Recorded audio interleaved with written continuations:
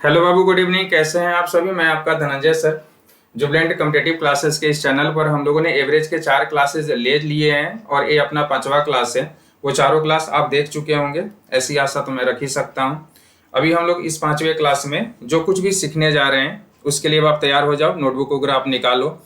एक क्लास में हम लोगों ने कुछ इस प्रकार से संख्याओं को देखा था। क्लास अपना स्टार्ट हो गया है जी, आपका कंसंट्रेशन चाहिए मुझे। अगर मेरे पास अगर 3 संख्या है और इस 3 संख्याओं का औसत अगर मेरे पास 25 है, कोई 2 संख्या और है और इसका औसत अपने पास क्या है 40 है। अब ये टोटल संख्याएं कितनी हो गई? तो ये 5 हो गई और इस 5 संख्याओं का औसत क्या होगा ये निकालना है। कई बार मैं इस चीज को समझा चुका हूं, आपको याद भी होगा 31 होता है। बनाने का तरीका भी मैंने आपको दे रखा था कि बनाने का तरीका अपने पास होता है कि हम लोग छोटे वाले औसत से शुरुआत करते हैं, यानी कि अपने पास 25 हो गया। आगे हम लोग प्लस करते हैं, ये चेक करते हैं कि अपने पास इन 25 और 40 का अंतर क्या होगा, तो 15 होगा। यहाँ पे 15 लिखते हैं जी। अपने पास ये जो 40 है ये 2 संख्याओं का औसत था, यानी 15 2 संख्याओं में ज्यादा होगा तो 2 से गुना करते हैं। 5 संख्याओं का औसत लेना है तो 5 से डिवाइड करते हैं। यहाँ पे अपने पास ये 3 बार में कटेगा। 3 और 2 का गुना करेंगे 6, 25 और 6 क्या होगा 31 होगा। यानी इन 5 संख्याओं का औसत जो होगा 831 होगा। ये चीज हम लोगों ने पहले समझ रखा है। इसकी जरूरत आज क्यों पड़ गई? आज के क्लास में हम लोग इसका रिवर्स देखने वाले हैं। मान लेते हैं कि अपने पास बोल के रखा गया है कि कुछ संख्याएं हैं जिनका औसत 25 है, कुछ संख्याएं हैं जिनका औसत 40 है और टोटल संख्याओं का औसत जो है 831 है। अब हमको वो संख्या ही अगर निकालनी पड़ जाए कि वो संख्याएं कौन कौन सी हैं, कितनी संख्याएं हैं, तो इस तरह के प्रश्न अगर आएंगे तो हमें कैसे हल करना पड़ेगा, आज के क्लास में हम लोग यही सीखने वाले हैं। देखो यहां से क्वेश्चन बनाना वैसे काफी आसान है। अगर इसने बोल के रखा कि कुछ संख्याएं अपने पास 25 है और कुछ संख्याओं का औसत 25 है और कुछ संख्याओं का औसत अपने पास क्या है, तो 40 है और सभी संख्याओं का औसत अपने पास 31 है। अब पूछा जाए कि जो संख्याएं दी गई थी उन संख्याओं की संख्या आप मुझे बता दो। वैसे आंसर आपको पता है कि आंसर 3 होना चाहिए, 2 होना चाहिए, लेकिन इसको बनाने का तरीका ये होता है कि आप इसको एलिगेट कर लो और जैसे एलिगेट करोगे आप मुझे बताओ 31 और 40 दोनों का अंतर यहाँ पे लेना होगा और अंतर होगा कितना, तो आप कहोगे जी सर अंतर 9 होगा। 40 में से 31 को घटा लेंगे, अपने पास यहाँ पे 31 से 25 को घटा लेंगे तो अपने पास बचेगा कितना, तो 6 बचेगा। और कायदे से हम लोग इस बात को अगर समझें कि अपने पास कुछ ना कुछ तो सिंप्लीफाई किया जा सकता है। अगर इसको रेशियो के फॉर्मेट में अगर लिखना हो तो आप कहोगे सर 3 से ये 3 बार में कटेगा और ये 3 से 2 बार में, यानी कि इधर वाली संख्या 3 होगी और इधर वाली संख्या 2 होगी। तो क्या यही चीज हम लोगों ने कुछ देर पहले देखा था? क्या इधर वाली संख्या 3 है और इधर वाली संख्या अपने पास क्या है, 2 है। अगर पूछा जाए टोटल संख्या क्या होगा, तो 3 और 2 को जोड़ेंगे तो क्या होगा, 5 होगा। यानी कि एलिगेशन प्रोसेस से हम लोग औसत वाली संख्याओं को ज्ञात करते हैं। मैं एक सवाल लेता हूं आपके लिए। यहाँ पे सवाल अपने पास है, कहता है कि किसी परीक्षा में 120 छात्रों द्वारा प्राप्त अंकों का औसत 35 है। पास होने वाले छात्रों के प्राप्तांकों का औसत अपने पास 39 है और फेल होने वाले छात्रों के प्राप्तांकों का औसत 15 है। परीक्षा में पास होने वाले छात्रों की संख्या क्या है? दो तरह के स्टूडेंट्स अपने पास हैं, एक तो परीक्षा में जो पास हो गए होंगे और एक जो परीक्षा में फेल हो गए होंगे। जो पास होने वाले स्टूडेंट्स थे उनका अपने पास औसत 39 का है, फेल होने वालों का जो औसत है वो अपने पास 15 है। अगर टोटल की अगर बात करें तो सभी छात्रों का जो औसत था वो अपने पास 35 था। यहां से एलिगेट अगर करते हैं 35 और 15 का अंतर 20 हो जाएगा और 39 से 35 को घटा दे तो 4 होगा। यानी बोल सकते हैं कि 20 स्टूडेंट पास हुए होंगे और 4 स्टूडेंट्स फेल हो गए होंगे और इस प्रकार से टोटल स्टूडेंट्स की संख्या जो होगी वो 24 हो जाएगी। क्या ये बात आप बोल सकते हो या नहीं बोल सकते हो? आप मुझे पहले ये बता दो। क्लियर हो रखा है? अब देखो अपने पास सवाल में इसने बोल के रखा गया था कि कुल छात्रों की संख्या 120 है। हमारे पास कुल स्टूडेंट्स कितने आ गए? 20 पास है 4 फेल है यानी 24। लेकिन बोला गया कि ये 24 नहीं है जी, इसकी संख्या कितनी है, 120 है। तो आप मुझे बताओ कि परीक्षा में जो पास होने वाले स्टूडेंट्स हैं उनकी संख्या क्या होगी। तो पास होने वाले स्टूडेंट्स तो इधर ही है, पास होने वाले स्टूडेंट्स, तो 20 का वैल्यू बताना है। तो आप तुरंत बोलना कि 24 से 120 लाने के लिए 5 का गुना करना पड़ेगा। 24 गुना 5 बराबर 120। तो 20 में 5 का गुना करेंगे तो 100 हो जाएगा। और जिस ऑप्शन में 100 दिया हुआ है वह आंसर बिल्कुल ही करेक्ट आंसर है, यानी कि परीक्षा में पास होने वाले छात्रों की संख्या 100 होगी। आ रही है बात समझ में। एक अगला क्वेश्चन मैं लेता हूं और भी अच्छे से समझ में आपको आएगा। कहता है कि एक विद्यालय में सभी कर्मचारियों का औसत वेतन जो है वो 10,000 इसने दे के रखा है। आगे दिया हुआ है कि उनमें से 20 शिक्षकों का औसत वेतन 12,000 रुपया और शिक्षकों से अलग कर्मचारियों का औसत वेतन 5,000 रुपया है। तब शिक्षकों से अलग कर्मचारियों की संख्या कितनी है वो हमें बतानी है। दो तरह के अपने पास विद्यालय में शिक्षक कर्मचारी हो गए, एक तो टीचर हो गए जी, एक तो शिक्षक हो गए।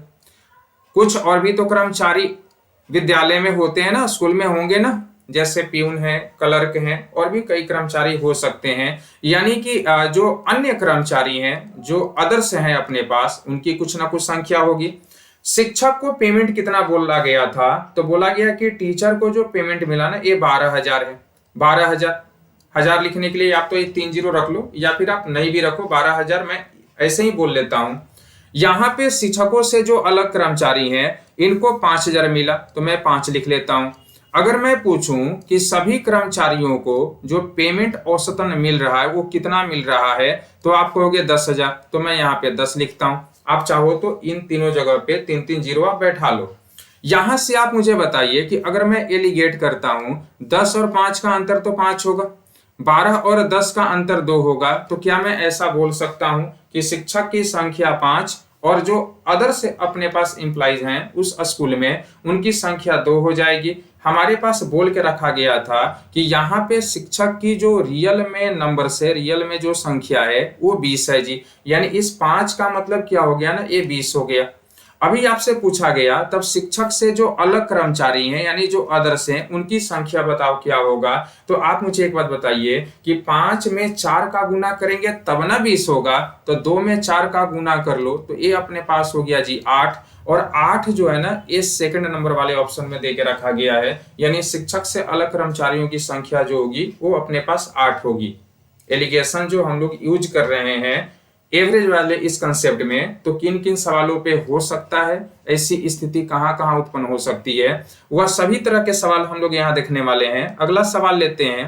क्वेश्चन नंबर 3 में दिया है किसी कार्यशाला में काम करने वाले सभी श्रमिकों का औसत वेतन 8,000 रुपया है। इनमें से 7 तकनीशियन हैं और इनका औसत वेतन 12,000 रुपये है तथा शेष श्रमिकों का औसत वेतन 6,000 रुपया है। तो सभी श्रमिकों की संख्या आप मुझे बताओ क्या होगा। यहाँ 2 तरह के लोग हैं, एक तो टेक्निकल जो भी काम करते होंगे लोग जिनको तकनीशियन बोला जाता है, और दूसरे जो अन्य प्रकार के श्रमिक होंगे उनकी संख्या के बारे में जिक्र हुआ है। जो तकनीशियन है इनको जो पेमेंट मिल रखा था वो 12,000 है। जो अदर श्रमिक हैं, शेष जो श्रमिक हैं उनको बोला गया कि 6,000 मिल रखा है। सभी श्रमिकों को जो पेमेंट औसतन मिलता था वो अपने पास है कितना जी, तो ये 8,000 है। एलिगेट करना तो जान ही चुके हो, 8 और 6 का अंतर 2 होगा, 12 और 8 का अंतर क्या होगा, 4 होगा। यानी कि यहाँ से आप चाहो तो छोटा भी कर सकते हो। रेशियो आप लोग पढ़े होंगे, नहीं तो रेशियो का भी क्लास में यहाँ पे ले ही लूंगा। यहाँ पे रेशियो का अपने पास यूट्यूब के प्लेलिस्ट में जाइए तो हर तरह का आपको वीडियो वहां से मिल जाएगा। 2 और 4 है तो यहाँ पे एक बार में 2 से और 2 से 2 बार में हम लोग सिंप्लीफाई कर सकते हैं, यानी कि एक तकनीशियन पे 2 अन्य श्रमिक अपने पास हैं। अपने पास क्वेश्चन में जबकि दे के रखा गया था कि श्रमिकों की जो तकनीशियन है उस तकनीशियन का यहाँ पे दे के रखा गया है कि जो तकनीशियन है उनकी संख्या कितनी है, 7 है। तो यहाँ पे हम लोग बोल सकते हैं कि इस एक का वैल्यू ना ये 7 है अपने पास। यहाँ पे अगर एक का वैल्यू अगर 7 है तो 2 का वैल्यू कितना होगा, तो आप कहोगे 14 होगा। यानी कि 7 अगर तकनीशियन होंगे तो 14 और श्रमिक होंगे। तो 2 सवाल हो सकते हैं, या तो शेष श्रमिक पूछेगा या तो टोटल पूछेगा। इस बार अपने पास इसने टोटल पूछ रखा है। कहता है कि सभी श्रमिक, सभी का मतलब जो तकनीशियन है यानी कि टेक्निकल जो काम करते हैं उनको भी लेना है, और जो नॉन टेक्निकल काम करते हैं उनको भी लेना है। 7 और 14 को जोड़ लेंगे 21 होगा, 21 होगा। और 21 देखो तो किस ऑप्शन में देके रखा गया है, तो ऑप्शन नंबर बी में देके रखा गया है। आ रही है बात समझ में। अगला क्वेश्चन अपने पास क्वेश्चन नंबर 4 कहता है कि कुल 10 गेंदों में कुछ लाल रंग की है और शेष जो है ये सफेद रंग की है। अपने पास कुछ तो लाल रंग की गेंद रखी गई है और कुछ जो है ये सफेद रंग की गेंद रखी गई है। यहाँ पे कहता है कि सभी गेंदों का औसत मूल्य जो है 28 है। सभी का औसत मूल्य क्या है जी, 28 है।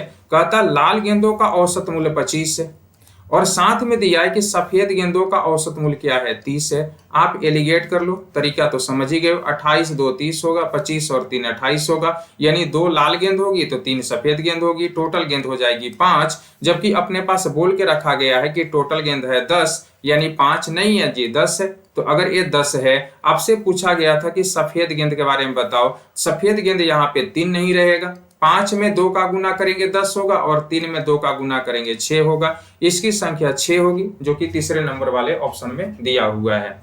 4 से 5 सवाल करते करते ना मतलब क्लियर हो जाता है कि चलो भाई क्वेश्चन कैसा है और इसको बनाना किस मेथड से है, किस तरीके से है। हर तरह के सवाल मैं आपको इस यूट्यूब के प्लेटफॉर्म पे ले रहा हूँ। पहले ही क्लास से आप देख रहे हो कि एक टाइप में लेता हूँ, उससे जुड़ा हुआ जितना सवाल हो सकता है सबको मैं इकट्ठा करता हूँ और आपके लिए मैं बनाता हूँ। अगला सवाल हम लोग देखते हैं। अपने पास देके रखा गया है 5 नंबर। कहता है किसी कंपनी के एक कार्यालय में समस्त स्टाफ का औसत वेतन 5,000 रुपया है। उनमें अधिकारियों का औसत वेतन 14,000 है, जबकि शेष कर्मचारियों का औसत वेतन 4,000 रुपया है। यदि स्टाफ की कुल संख्या 500 हो तो अधिकारियों की संख्या क्या होगी। अपने पास बोल के रखा गया है कि कुछ तो अधिकारी हैं, कुछ तो ऑफिसर्स हैं जी। ऑफिसर्स के अलावे भी कुछ कर्मचारी होंगे जिनकी संख्या हमारे पास क्या हो सकती है, उसको भी हम लोग देखेंगे। पहले तो देखो कि पेमेंट कितना मिल रखा है। तो जो ऑफिसर्स है ना उनको 14,000 रुपया मिलता था। जो अदर्स कर्मचारी है ना उनको 4,000 रुपये मिलते थे।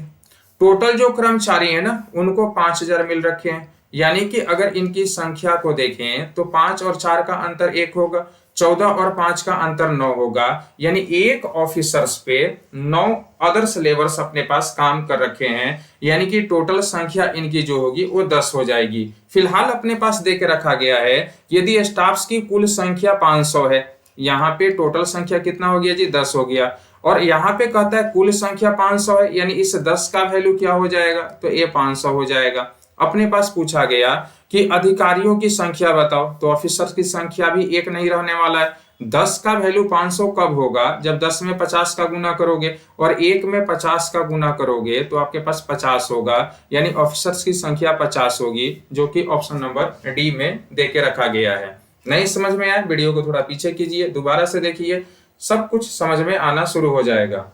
अपने पास क्वेश्चन नंबर 6 है। कहता है एक कक्षा के 3 सेक्शन ए बी सी में 100 स्टूडेंट्स हैं, 100 छात्र हैं। तीनों सेक्शन के औसत अंक 84 है। बी और सी का औसत अंक 87.5 है और ए का औसत अंक अगर 70 है तो सेक्शन ए के छात्रों की संख्या क्या है। अपने पास 3 सेक्शन है ए बी सी, जिसमें से बोल के रखा गया है बी और सी।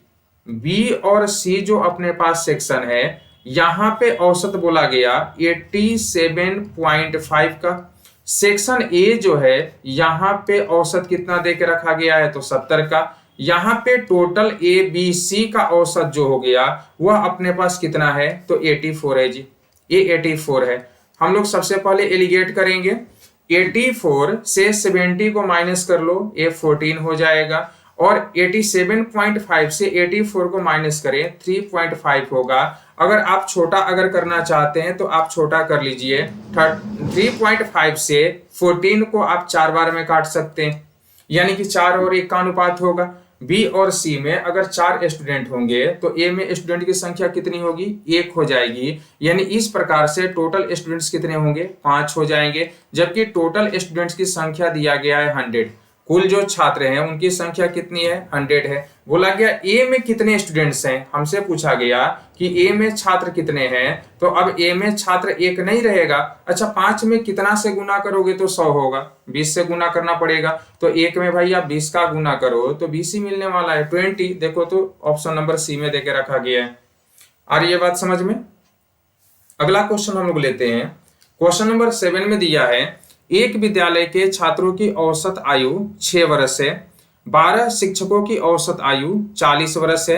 यदि शिक्षक तथा छात्रों के संपूर्ण समूह की औसत आयु 7 वर्ष हो तो कुल छात्रों की संख्या कितनी है, ये हमें बतानी है। यहाँ पे दिया हुआ है कि एक विद्यालय है जिसमें छात्र भी हैं और शिक्षक भी हैं, वो तो होते ही हैं, कोई बड़ी बात तो है नहीं।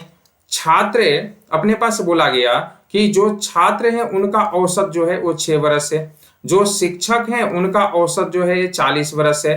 अगर सबको मिला लें तो औसत जो होगा वो 7 वर्ष का होगा।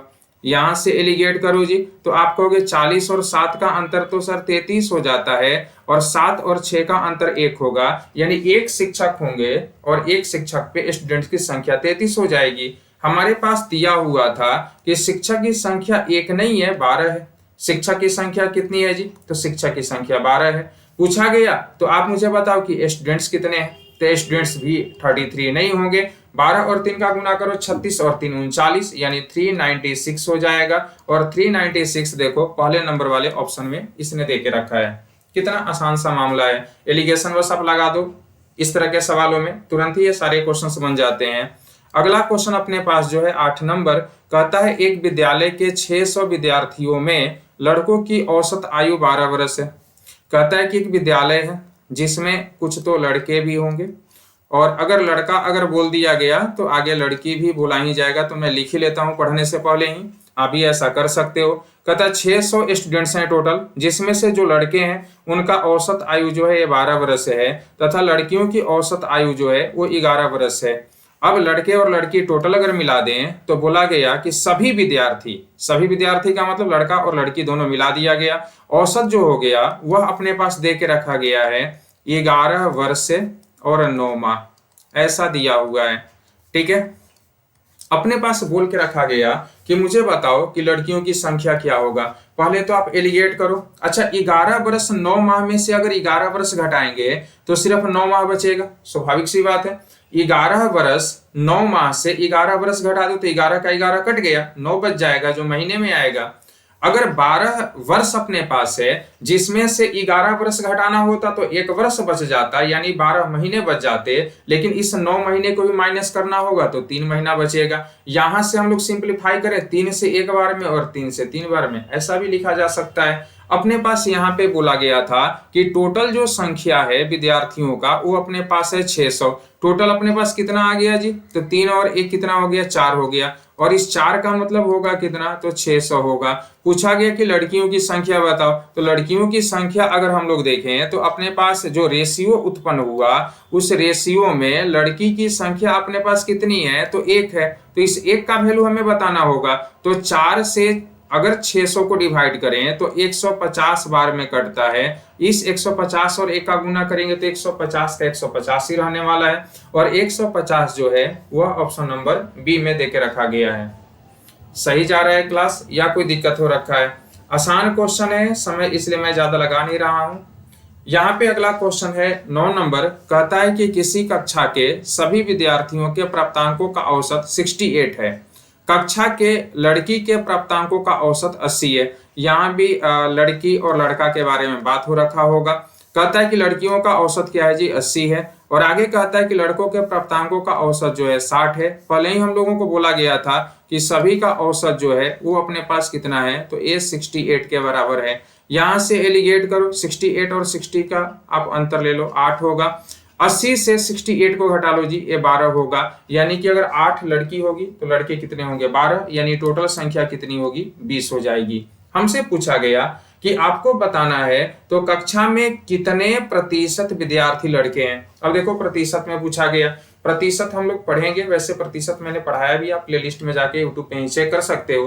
प्रतिशत का मतलब होता है कि जब टोटल विद्यार्थी लड़का और लड़की दोनों मिलाकर अगर 100 हो जाए, उस स्थिति में लड़के कितने होंगे। यानी कि अगर ये 20 जो टोटल संख्या था, अगर इसको मैं 100 मान लूं तो 20 में 3 का गुना करना पड़ेगा, यहाँ पे 20 में 5 का गुना करना पड़ेगा, तब अपने पास 100 होगा। तो 12 में भी 5 का गुना करना पड़ेगा, तो ये अपने पास 60 हो जाएगा। उसी तरह से आप 8 में 5 का गुना करो, 40 हो जाएगा। यानी कि हम लोग बोल सकते हैं कि अगर अपने पास 100 टोटल स्टूडेंट्स हो जाएं, जिसमें लड़के और लड़की दोनों भी शामिल हों, तो उस समय लड़कों की संख्या जो होगी वो 60 होगी। यानी कि लड़कों का जो प्रतिशत मान होगा वो कितने के बराबर होगा, 60% के बराबर होगा।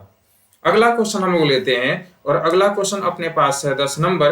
कहता है किसी कार्यशाला में सभी श्रमिकों का औसत मासिक वेतन 8,500 रुपया है। इनमें से 7 तकनीशियन का औसत मासिक वेतन 10,000 रुपए है और शेष श्रमिकों का औसत मासिक वेतन 7,800 रुपया है। सभी श्रमिकों की संख्या आपको ज्ञात करनी है। ऐसा क्वेश्चन मैं पीछे बना के भी आया हूं, तो इसलिए ये वाला जो क्वेश्चन है ये हम लोग जो है एज ए होमवर्क रखते हैं। यानी कि इसको आपको बनाना है, और बनाकर क्या करना है आपको पता है ना, क्या करना है, बनाकर कमेंट बॉक्स में इसका आंसर आपको लिखना है।